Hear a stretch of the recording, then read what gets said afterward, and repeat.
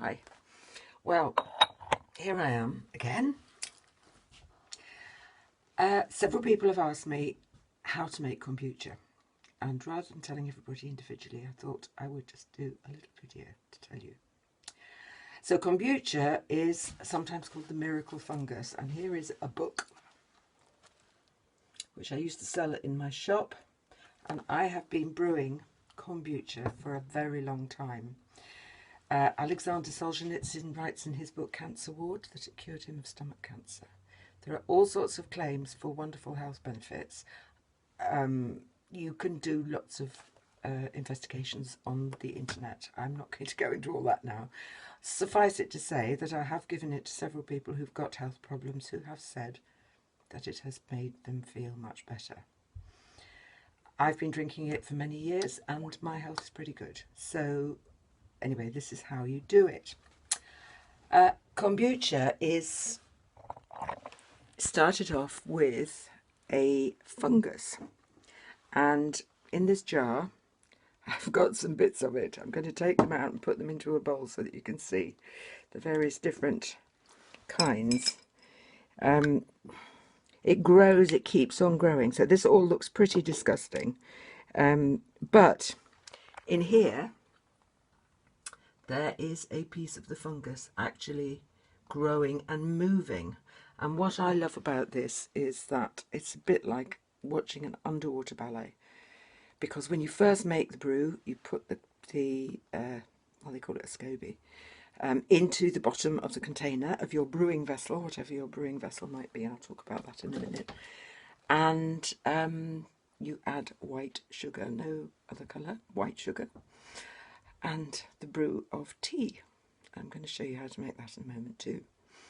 And after a few days, the culture, the SCOBY, starts to move, and it starts to move up like this to the top of the level of the water, so of the kombucha. So I've actually got here 2 containers because I love them both, and so I'm always making lots of it. And there's one in a bulbous jug, and there is one in an old spaghetti jar, and you can see that the SCOBY is only just lifting itself off the bottom there, whereas this one has already started its dance. Right, so here I have got a kettle full of water up to the maximum limit, and I'm going to put it on. Here I have got a saucepan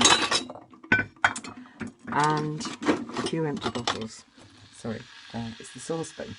Now in that saucepan I could either put 2 black tea bags, or I could put some green tea bags, 2 green tea bags, or I could put some green tea leaves, which I have actually got in my cupboard, but I forgot to get them out before I started doing this video. So last time I used the black tea, this time I'm going to use green tea. So I kind of alternate. So there is the tea bags in the saucepan, and when the kettle has finished boiling, then I will pour that on and make a saucepan full of tea. I may have to add a bit more water, boiling water. It doesn't matter. It depends what size you want to brew. Obviously, I'm making quite a lot, but you don't have to. So what you need first of all is a brewing vessel. And in my sink here, I am just soaking a coffee jar to get its labels off, a big coffee jar. Not doing advertising, but that would be perfectly adequate. You can do it in glass, you can do it in a ceramic container, you can do it in a plastic container. I once used a large plastic catering sized chutney jar, and that one I had in my cellar at the shop, so it never saw daylight, and it made the brew just as well as these ones which I have on my windowsill. The main thing is that if you look at here, I've got it covered up with a piece of kitchen roll, and that is to stop the bacteria. Sometimes you will find a layer of mould growing on the top. If that happens, I used to throw it all out and start again, but I don't do that now. I just take that top layer off and throw that away, but the stuff underneath is perfectly alright. So here in these bottles I have got some kombucha which has already been bottled, and in a moment I'm going to show you what happens when I take the lid off. But first of all, I'm just waiting for the kettle to boil, and that is going to go into the saucepan.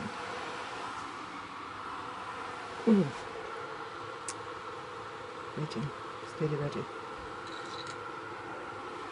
Waiting for the kettle to boil.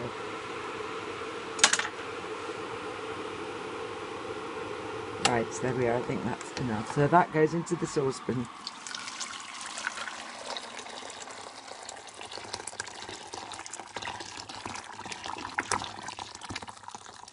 And that is the beginning of my brew. Now that's got to cool down until it's blood temperature, so I can just dip my finger in and it will be warm. So in the meantime, I'm going to put a lid on, cover it up, forget about it, and talk about the next thing. So now I'm going to put the phone down, hope that I can show you. So in this bottle is some that I brewed before, and that one hasn't, the fizz has not built up yet. So that's a new one. After you have had it in the brewing vessel for 5 days, or you can leave it for longer, it doesn't matter, then you can bottle it. So we'll see what happens with this one. Right there, did you hear that? And can you see all the bottles, all the bubbles rising? So this one is now ready to drink. And what I'm going to do is I'm going to pour it into these. Right, this is a very important piece of equipment, a funnel, and also a plastic sieve, and I'll explain why in a moment. So I'm going to just use that to fill this bottle, because I'm going to send this to my friend Dorat, who loved having some kombucha but asked me if I would brew it for her. I said I would, but of course now I can't do that because it's COVID-19, the lockdown, and so she's going to have to do it herself. Right, so there is a bottle of kombucha that I'm going to give to somebody, Norat. And here is another one. I'm going to do this one for Rosita. Rosita also had some, and it made her much better, she told me. Right, there we are, that one's full. So what I'm going to do actually is I'm just going to pop a tiny bit of the culture into the bottle so that she's got something to start her off.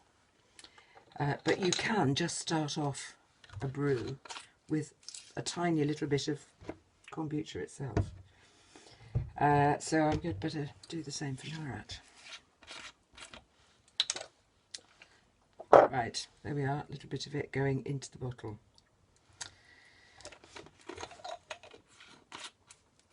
Now I've got a couple more of those to do. I've got another bottle here. So you do need to, when it's bottled, you need to keep it in one of these pressurized pop bottles. And I don't know if you can see all the bubbles rising to the top. If you didn't have it in a pressurized bottle, if you just had it in a wine bottle with a cork in it, it could blow the cork, and it once did that when I was brewing some at my boyfriend's house, and I wasn't there, and it frightened him and his son because it was an enormous pop in the kitchen. So just have to be careful about that. Right, okay, so there we are. We've got a brew. I can't do any more with that now. But what I can do is I can bottle this one, which is in this jug. So first of all, I'm going to take out, there's a top layer and then there's the bit underneath. I don't want to touch it with metal. Because, and that is the thing I was going to tell you about the plastic sieve, I had read that metal kills the SCOBY. But one day I did use a metal sieve and I left the SCOBY lying in it, and when I came back half an hour later, it was dead. It was black. And I'd killed it. So I thought, fortunately I had a bit more to keep going with. So this one, I could fish it out with my fingers, but there we are. Okay, so that's the bit that was floating in the jar. And that can go into with the rest. And now, however, I'm using a metal funnel because the liquid is hardly touching it and the SCOBY certainly isn't. So now I'm just pouring that into this bottle. Whoops.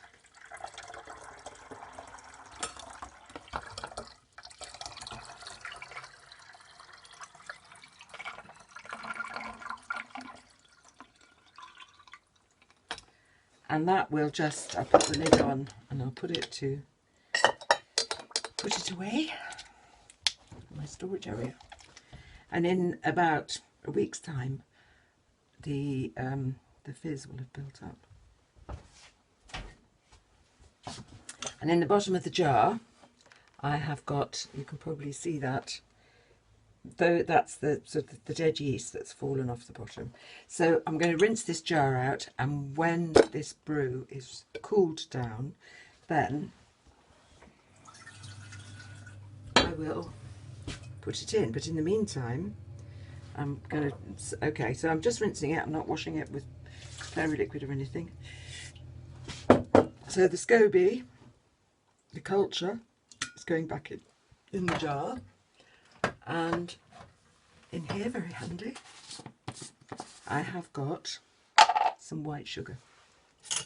Now, this is a coffee scoop actually, and I haven't got a tablespoon here, so I'm going to say that 2 of these make a tablespoon. You want 4 tablespoonfuls. So this will be 8 of these. 2, 3, 4, 5, 6, 7, 8. There we are. So that is now ready, and when this brew has cooled down to the right temperature to blood heat, I will pour that onto the jug, onto the sugar and the SCOBY underneath, and then I will cover it up with something that is airtight. Kitchen roll works well with a little dish on the top, and leave it to brew again. So that, I think, is everything that I can tell you about it for today. Except perhaps I should say that sometimes some bottles build up a lot of fizz and some bottles don't build up quite as much. And so I will then add from the very fizzy bottle to the one that's not quite as fizzy, and that makes it get its act together. Right, okay, well, I hope you're having a lovely day. And the sun isn't here today, but we've had some wonderful rain and we needed that, didn't we? So, bye.